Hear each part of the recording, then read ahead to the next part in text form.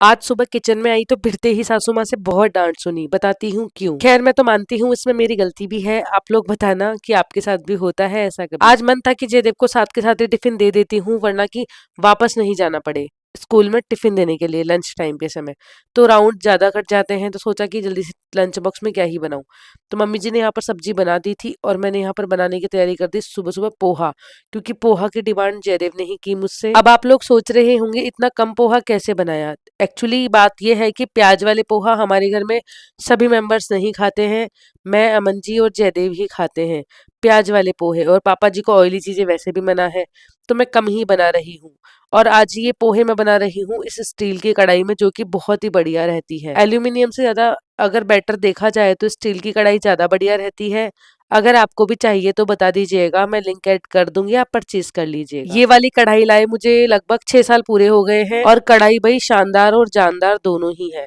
और अगर आप भी चेंज करने के मूड में हो अपने घर की कढ़ाई, तो ये वाली कढ़ाई ले सकते हो।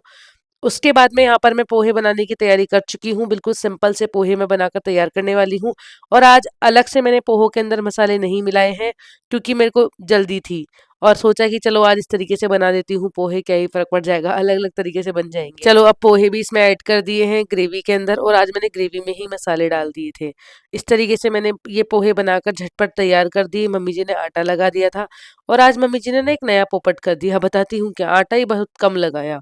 लेकिन कम लगाने का कारण ये था, चलो बताती हूँ। कल रात को क्या हुआ कि मेरी तबीयत थोड़ी ठीक नहीं थी, तो मैंने क्या है कि रोटी नहीं सेकी और बचे हुए आटे को फ्रिज में रख दिया। और ये शायद शादी के बाद में पहली बार हुआ है। मतलब कि शादी को 6 साल पूरे हो गए हैं मेरे, और 6 साल में मैंने पहली बार फ्रिज में रात को आटा अंदर रखा। और इस वजह से मम्मी जी से आज मेरी खूब डांट पड़ी। डांट इसलिए पड़ी क्योंकि हमारे घर में इस तरीके से हम आटा कभी नहीं रखते हैं। खैर मम्मी जी को तो आदत भी नहीं है भाई फ्रिज वाले आटे की। और सबसे बड़ी बात ये है कि मम्मी जी कह रही थी ये खराब हो गया है, इसका खाना मत बनाना आप। लेकिन आपको पता है ना मायके में बनता है इस तरीके से, तो मैंने बना के फिर भी घर वालों को खिला दिया, किसी को पता भी नहीं चला। जयदेव के लिए तो हम स्पेशली ताजा ही आटा गूंथते हैं और उसके बाद उसको गरम गरम रोटियां खिला देते हैं। और आज जयदेव के टिफिन में मैं पैक करूंगी थोड़ा सा तो पोहा, और साथ में पराठा, और उसके साथ में मम्मी जी के हाथों की बनी टेस्टी सब्जी। लेकिन सर्वप्रथम रोटी मैंने मेरी गौरी मैया के लिए बनाई। और जब ये पराठे सिक रहे थे ना, तो मम्मी जी ने कहा लो पराठा भी जला दिया। फिर मैंने मम्मी जी को कहा नहीं मम्मी जी ये बिल्कुल नहीं जला, आप देख सकते हो। और ऐसे सिचुएशन में मम्मी जी को देखो चेक की करवा रही थी कि पराठा बिल्कुल नहीं जला।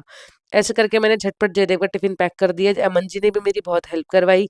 और उसके बाद में यहाँ पर मैं जयदेव को सॉक्स पहनने के लिए नीचे बिठा चुकी हूँ, और उसका जो टिफिन बॉक्स है वो उसके बैग में डाल रही हूँ। आज मेरी वास्तविकता में तबीयत खराब थी, पूरी बॉडी में बहुत पेन था। लेकिन कहते हैं ना माँ का थकना मना है, तो वो ही सिचुएशन यहाँ पर लागू हो जाती है। लेकिन वो तो अच्छी बात है कि अमन जी मुझे थोड़ा सपोर्ट करते हैं, फैमिली थोड़ी सही है, तो साइड के कामों में बहुत हाथ बट जाता है। लेकिन आपसे एक बात कहूँ, अगर तबीयत खराब हो ना तो हिम्मत हारने की बिल्कुल जरूरत नहीं है। एकदम चटक चटक जितने काम रोजाना करते हो उतने करो, कोई जरूरत नहीं है आराम करने की। भाई मुझे लगता नहीं है कि जितना हम हमारी बॉडी को रेस्ट देंगे ना हम उतने ही बीमार पड़ेंगे, ऐसा मुझे लगता है।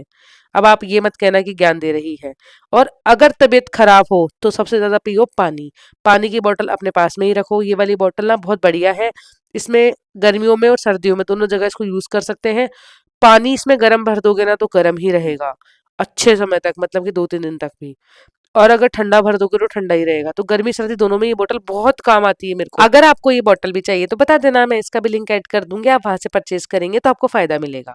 चलिए अब मैं सेक रही हूँ गर्मा गर्म रोटियां। देखो खाने पीने में कोई कॉम्प्रोमाइज मत करो अगर आप बीमार हो रखे हो तो। यहाँ पर मैं बहुत बड़ी बड़ी और मोटी मोटी रोटियां सेक रही हूँ। बहुत सारे कमेंट्स आते हैं इतनी मोटी रोटी कौन खाता है। लो जी ये वाली रोटी थोड़ी पतली है, ठीक है, और इतनी मोटी रोटी हम लोग खाते हैं। हमारे घर में मोटी ही बनाते हैं रोटियां। और ऐसा कुछ नहीं कि मोटी ही बनती है, जैसी इच्छा हो वैसी बना लो। मैं सबके लिए मोटी बना देती हूँ, मेरी नंद कई बार पतली भी बना देती है, ऐसे मैनेज करके हो जाता है भाई काम। मूड के हिसाब से रोटियां बन जाती है, सब लोग खा लेते हैं। मम्मी जी अक्सर मोटी रोटियां बनाती है। लेकिन आप लोग भी बताना मुझे कमेंट करके, क्या आपके घर में भी आप रात का जो आटा बच जाता है उसकी रोटी बनाकर रखते हो, या फिर आटे को फ्रीज में रख देते हो और फिर नेक्स्ट डे उसको यूज करते हो। वैसे सही बताऊं तो मैंने आज तक यूज नहीं किया इस तरीके से आटे को, लेकिन आज पहली बार मैंने, कल पहली बार मैंने आटा रखा फ्रिज के अंदर, और इसका नतीजा मुझे क्या मिला, डांट।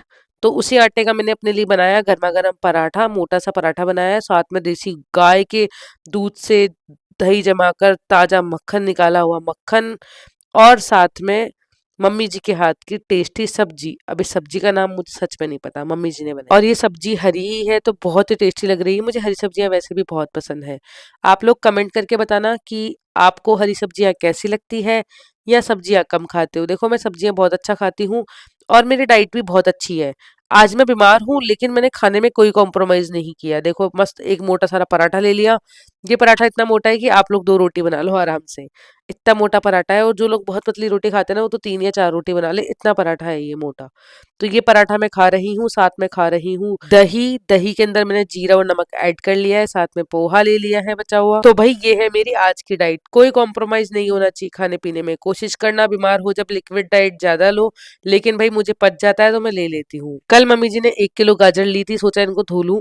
धो के तो रख दी थी मैंने लेकिन इनको कसा नहीं, क्योंकि मुझे बनाना था गाजर का हलवा।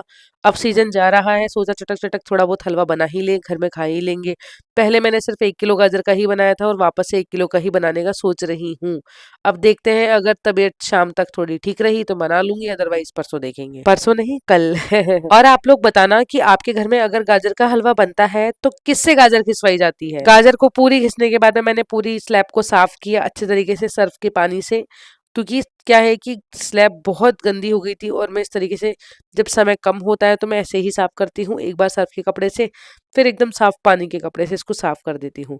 आप लोग कमेंट करके बताना आप लोग किस तरीके से अपनी स्लैब को साफ करते हो और क्या आप भी ऐसे ही मैनेज करते हो अपनी किचन को। बहुत सारे लोग तो कहते हैं दीदी इसमें वार्डरोब्स लगवा लो। जी बिल्कुल हम लगवाएंगे, लेकिन अभी नहीं, पापा जी जब कहेंगे उस तभी ही लगेगी।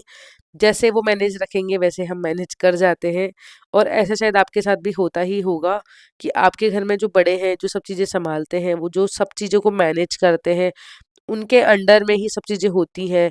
आप लोग कमेंट करके बताना कि आपके घर में भी ऐसा ही सिस्टम है। देखो हमारे घर में तो यही सिस्टम है, पापा जी की परमिशन के बिना हम लोग कोई भी नई चीज़ नहीं ला सकते हैं। और ये हमें भी आदत पड़ गई है, शायद आपको सुनने में थोड़ा अजीब लगेगा लेकिन हमें अजीब नहीं लगता है, क्योंकि हम रह रहे हैं तो हमें आदत पड़ गई है अब। मैं अक्सर क्या करती हूँ, बीमार होती हूँ ना तो पानी कंटिन्यू पीती हूँ। वॉशरूम जाओगे, टॉयलेट के साथ में कीटाणु बाहर आएँगे और इससे क्या है कि बॉडी जल्दी ठीक होगी। और ये बॉटल भाई लाजवाब है, चाहिए तो बता देना, लिंक ऐड कर दूंगी। किचन की स्लैब साफ करके अच्छा खासा पानी पिया। ये बॉटल मैं दिन में 3-4 बार भर चुकी हूँ, बढ़िया पी रही हूँ दबा के पानी। और यहाँ पर देख सकते हो बर्तन सारे मांज रही हूँ चटक चटक।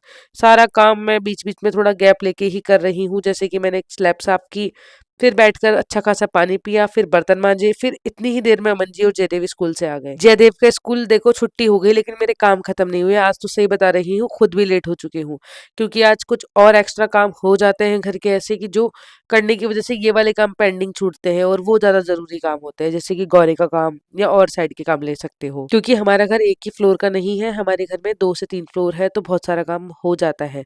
इन दोनों को घर आते ही मैंने खाना परोसा, अमन जी को बाटी सब्जी और दही परोसा और जयदेव को पर्टिकुलर दही परोसा, क्योंकि जयदेव ने स्कूल में छोड़े हुए पोहे भी अभी खाए थे। तो इस वजह से मैंने इसको रोटी नहीं परोसी, क्योंकि इसका मन नहीं था। बच्चों के मन के अकॉर्डिंग ही मैं उनके शेड्यूल को मैनेज करती हूँ। जयदेव ने खाना खाया और उसके बाद में वो अपनी बुआ जी के पास चला गया पढ़ने के लिए। और आज मैंने उसको नहीं पढ़ाया क्योंकि मेरी तबीयत ठीक नहीं थी, तो मेरी नंद ने उसे पढ़ा दिया। फिर मैं लग गई झाड़ू लगाने में, पूरे घर में झाड़ू लगाई, बहुत समय लग जाता है सही बताऊं तो। लेकिन अब कहते हैं ना कि माँ का थकना मना है, तो बस वही वाली सिचुएशन है भाई यहाँ पर। अब मम्मी जी भी आज घर पे नहीं है क्योंकि उनको गाँव जाना था अर्जेंट, और गाँव में भी ऐसी सिचुएशन चल रही है अभी कि जाना बहुत जरूरी रहता है।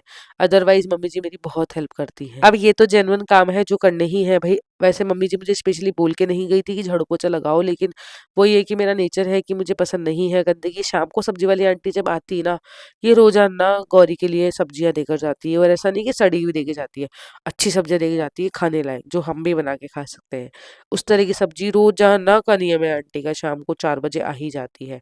फिर मैं यहाँ पर नहाकर तैयार हो गई थी, आज सब्जी मुझे लेनी थी तो मैं नीचे चली गई, थोड़ी बहुत सब्जियां ली और आज मैंने गाजर भी ली। गाजर और ले ली 2-2.5 किलो, अच्छा खासा गाजर का हलवा बना दूंगी। सोच ही रही थी अगर आज आंटी ने छुट्टी कर ली ना तो पता नहीं क्या होगा, कहाँ से लाऊंगी गाजर, कौन जाएगा लेने के लिए। और ये ठेला बीच में आ गया था इन गाड़ी वाले भैया के, तो मैंने इन भैया को रास्ता समझाया कि इस तरीके से निकाल लो, आराम से नहीं टच होगी स्कूटी के। और ऐसे करके मैंने आंटी से सब्जियां ले ली, और आंटी को क्या है कि हम उधार भी सब्जी ले लेते हैं इनसे। और ये आज से ही नहीं, जब से अमन जी छोटे थे तब से आ रही है ये सब्जी वाली आंटी। जब यहाँ पर आसपास ही मकान भी नहीं बने थे तब से आ रही है। तो आप यूं भी कह सकते हो कि हमारे यहाँ की पुश्तैनी सब्जी वाली आंटी है। आप लोग कमेंट करके बताना आपके यहाँ भी है कोई पुश्तैनी सब्जी वाली आंटी। ऊपर आकर किचन की स्लैब पर ही सारी गाजर और सब्जियां रखी। उसके बाद मैं जयदेव का बैग चेक किया और उसका होमवर्क चेक करने के बाद में उसकी सब चीजों को व्यवस्थित करके अंदर रख दिया। मैं जयदेव का होमवर्क कंप्लीट होते ही, उसकी पढ़ाई कंप्लीट होते ही मैं उसके बैग, उसकी चीजों को, उसके कलर्स को, सब जगह सब चीजों को व्यवस्थित करके एक जगह रख देती हूँ। जब स्कूल जाते हैं ना तो उसकी चीजें आराम से मिल जाती है। वरना ये लड़का क्या करता है कि कलर खोल कर फैला देगा और फिर गुम जाते हैं कुछ कलर। तो इस वजह से मैं चीजों को पहले ही व्यवस्थित रखती हूँ। फिर मैंने ये कुछ कपड़े धोकर सुखाए और इनको ड्रायर ना करके ऐसे ही सुखा दिए। और ये देखो भाई जयदेव को, इसके साथ में कैसे खेलता है, जैसे छोटे बच्चे खेलते हैं ना वैसे वैसे। मैं बता देती हूँ ये इसको चोट नहीं पहुंचा रहा है, ये थोड़ा सा नॉटी है जयदेव भी। ये क्या करता था जब झूमा छोटी थी तो ये ऐसे ही खेलता था उसके साथ भी, तो इस वजह से गाय को बड़ा गुस्सा आता था। तो गाय इसको बड़ा मारती थी। और अभी गाय खा रही है नीम के पत्ते। ये क्या करती है, इसे गर्दन ऊपर कर करके नीम के पत्तों के लिए पीछे पड़ती है। तो हम लोग इसको इस तरीके से डाली तोड़ के दे देते हैं। और वैसे भी पतझड़ का मौसम आ रहा है तो सारे पत्ते झड़ रहे हैं और डालियां भी दोबारा आ जाएगी, तो इस तरीके से हम इसे तोड़ कर दे देते हैं। और सर्दियों में क्या है, हमने थोड़ा बहुत पेड़ भी छांगा था, क्योंकि यहाँ पर क्या है कि धूप बिल्कुल नहीं आ रही थी गौरी के पास। और सर्दियों में जानवरों को भी तो धूप की जरूरत है। देखो जयदेव ने कैसे चाटा इसे और डांट भी खाई फिर मुझसे, क्योंकि जयदेव को नहीं पता ना कि इसको चाटना चाहिए या नहीं चाहिए। और आज तो मैंने देख लिया, पता नहीं पहले कितनी बार इसने ऐसा किया होगा। उसके बाद में यहाँ पर मैं गौरी का दूध निकालने के लिए बैठ गई। और आजकल ना गौरी के बहुत नखरे हो गए हैं दूध निकलवाने में। क्या करती है, अचानक से बीच में इधर की तरफ घूम जाती है जिधर इसका बछड़ा है, उसको दूध पिलाने के लिए। खैर ऐसी बात नहीं है, हम लोग लास्ट में इसके लिए दूध छोड़ते भी हैं। और मैं तो स्पेशली छोड़ती हूँ, भले और कोई हमारे घर में छोड़े या नहीं छोड़े, मम्मी जी छोड़े या नहीं छोड़े, लेकिन मैं तो छोड़ती हूँ, जिससे कि इसके बछड़े को भी दूध मिल सके। और ये लास्ट में दूध जरूर पीता है। देखो कैसे दूध पीता पीता पूंछ हिला रहा है। उसके बाद में मैंने जयदेव को आके संभाला तो भाई ये मोटरसाइकिल में इस तरीके से साफ सफाई कर रहा था। देखो बच्चे जो देखते हैं ना वही सीखते हैं ना। जैसे मैं गाड़ी साफ करती हूँ वैसे ये भी उस मोटरसाइकिल को साफ करने में लगा हुआ था। और उसके बाद में जो ताज़ा दूध था वो मैंने गर्म करने के लिए चढ़ाया।